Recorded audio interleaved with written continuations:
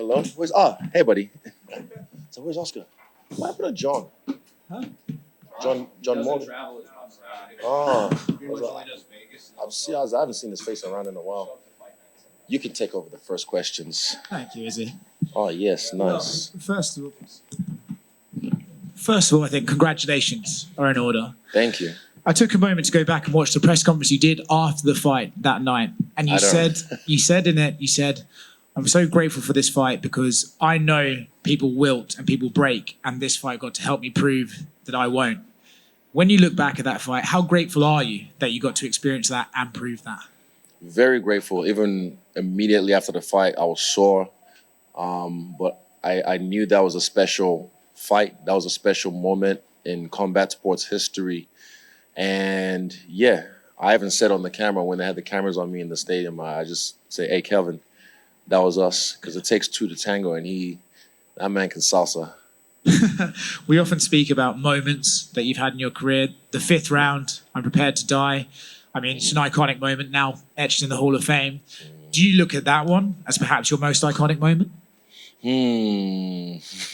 There's so many, but that was the realest moment I think I've ever had in a cage. The realest, because I meant every single word of it, and I returned the favor by trying to kill him, and he's a hard man to kill. So for me, it's in the moment I wasn't even scared. I wasn't scared of death because I just got rocked, and I was just like, well, if this is how I go out, this is how I go out. But I'm gonna die trying, and I tried, and I did. I saw it posted to Freestyle Bender that you actually FaceTimed Kelvin. Just before, yeah. Are you able to talk to us about what you were saying? We're just sharing pleasantries and saying thank you. Again, I can't. It's not just me. It was me and him in that fight, and what an opponent. Leading up to it, he was cool, respectful. There was a little bit of jibber jabber back and forth, but it was just gameness. And when it came down to it, he was fucking game. He came for me. He tried to take my head off. He was the first. I think it was the first time I've been rocked in a UFC fight. Was that first round, and again, I remember what my head was trying to do. You know, like I guess self-preservation. So I just said, "Shut the fuck up, I'm busy," and I went back to the center. Right, because I bounced off the fence. My ass never hit the ground. And I went back to the center straight away and kept on working. But I'm, again, grateful, just grateful for these moments. And it still all kind of hit me. And maybe when I have a shower or when I'm on the plane ride, then I'll really let it sink in. Like, oh shit, really did that. I want to keep the focus on tonight, right? Keep it positive. But last couple of weeks, I mean, they always say in this game, highest highs, lowest lows. I feel like maybe with what's just happened back to back with loss and now this Hall of Fame moment, do you feel like, wow, I get to experience that in intensity? Bro, honestly, I wouldn't change anything. Hey, the chance to be able to feel these moments, regardless, it's always making history. Like, I'm making history even when I lose, you know? And I'm grateful to even Nasruddin Imavov, sorry, I learned how to say his name properly, Imavov, because, you know, we shot a fair one, he beat me. And then, cool, we move on. I move forward to the next one. So, yeah, I was grateful that I didn't come out hurt. Grateful that, you know, my family came to support me. I could take them somewhere like Dubai and just hang out with my siblings. Yeah, because I think people, again, they expect you to react the way they'd react, but they don't understand you haven't done what I've done. So we're not the same. And, yeah, I was grateful for that moment, grateful for the week, and I'm grateful for tonight as well. Congratulations, mate. Thank you, Oscar. Just a couple of quick ones. They showed you sitting octagon side when they were playing the highlight package. So I'm curious, years past that fight, what kind of emotions do you feel when you're watching highlights of? Physically, that must have been a very tough night for you. But what do you think about when they show highlights of that fight? I sweat. Yeah, I'm pretty drenched right now because as much as you might I am an attention whore at some points, but sometimes I kind of like to make it be about other people. So I wasn't expecting that. And I'm glad I composed myself, didn't really cry or anything, even though I felt the emotions. But yeah, I just look at those moments and I'm like, fuck, that fight was a movie. It was on some real life ninja shit. Like, you know, me and this tough Mexican going at it, he being hard to kill, fuck. And he's got a hard head, bro.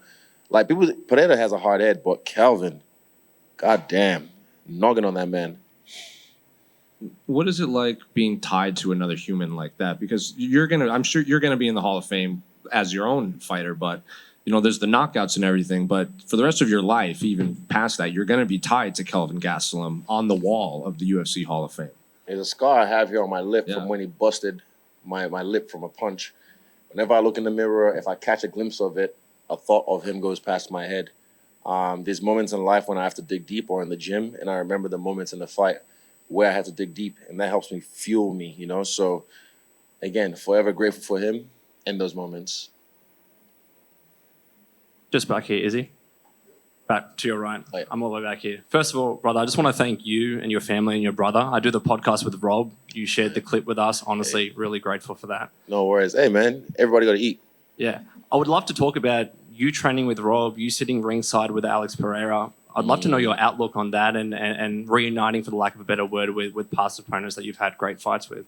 Yeah, again, I was even telling Alex before, because shout out to Plino as well for being the bridge, because me and Alex kind of just sound like cavemen talking to each other, Shama, yeah, no Shama.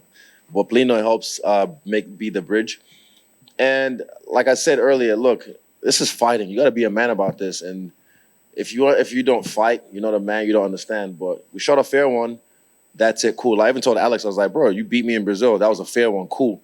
I left you alone. You chased me. So that's your problem. That was his fault. So again, when people ask me about, I got asked early this week about MMA rematch, I'm like, why? There's no need, unless down the line, something for the belt, maybe he becomes champion and I get my way there. But I don't think I got to get it back. That's not how fighting works. That's not how I see it, unless it's on some real beef personal shit. But nah, shot a fair one, you beat me, or I beat you, good game. We'll move on, we'll move forward. So I hope I answered your question. But with all these guys, it's just, look, we're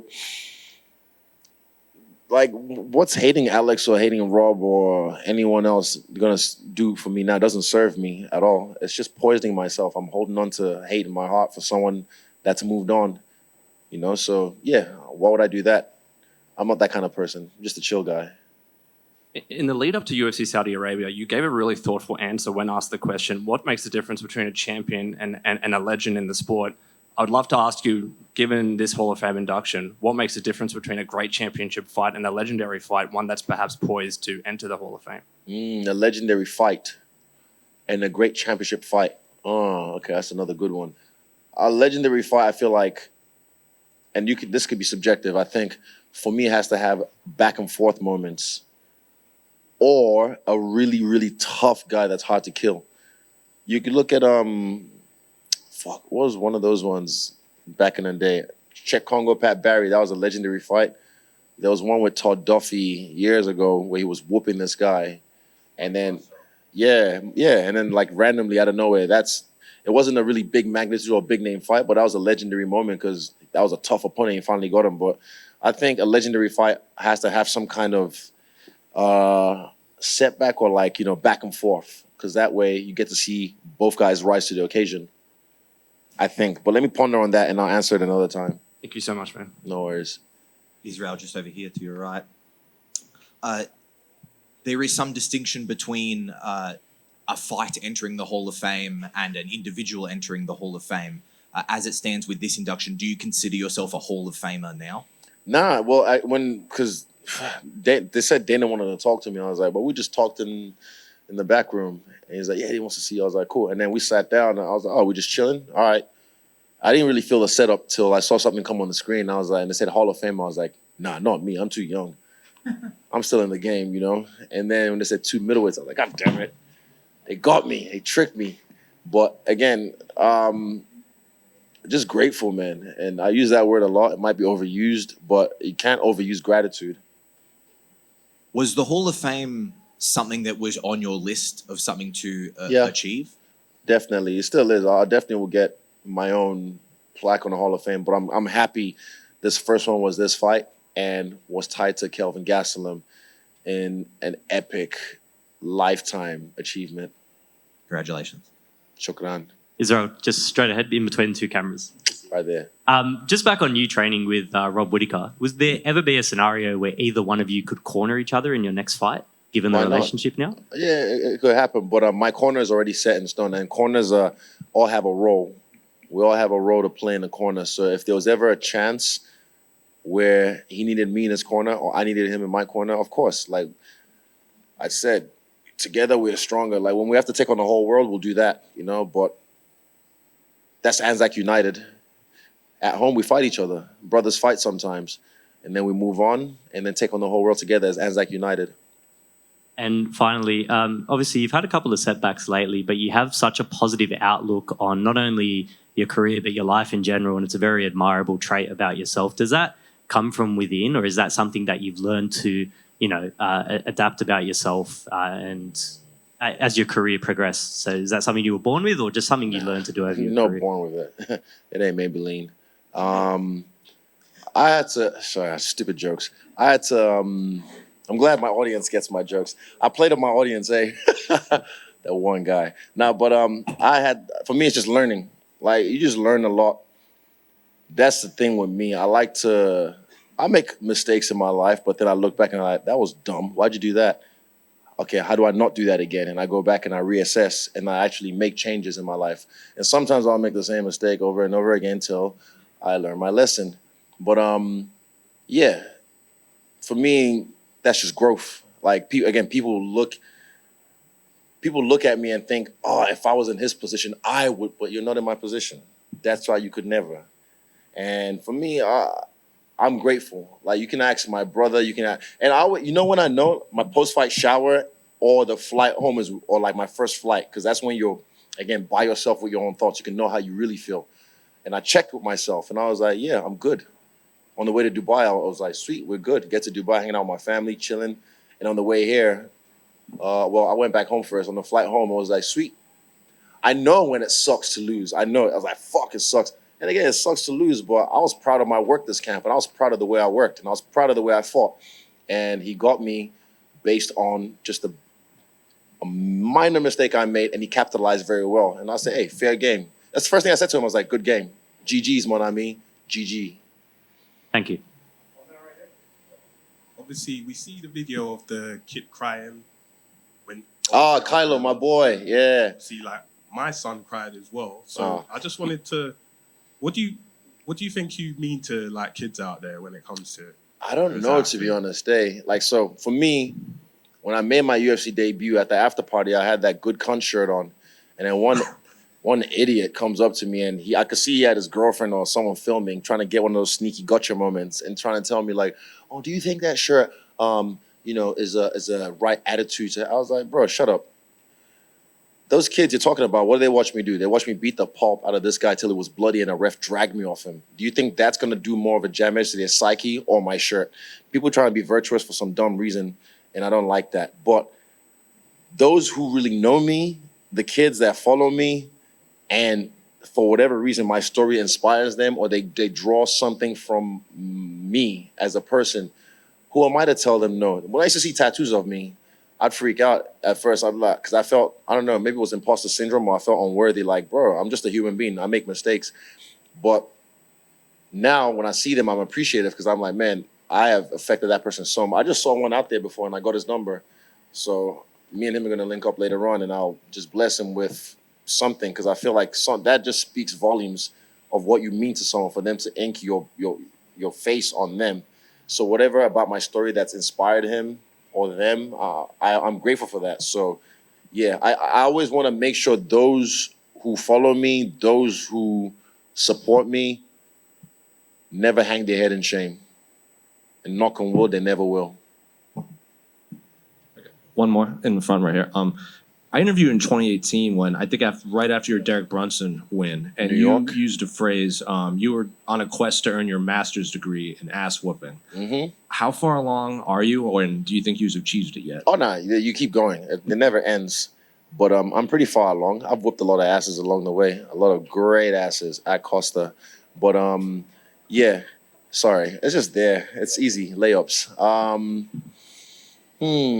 just honestly still doing it. I'm still enjoying myself. Still getting better. Even I don't know if you saw my reaction after the fight when David put it like on my phone. I was like, oh, I was watching it. I was like, fuck the speed. I was so good, man. till I wasn't. Not jokes. But yeah, I'm happy to get back home Tuesday, and get to work. Today what's Sunday? Oh yeah, Sunday. Fuck. Oh, Sunday sesh. Hey, not joke. my crowd. No. That's the last question. Yeah. Just circle back to the legendary fight.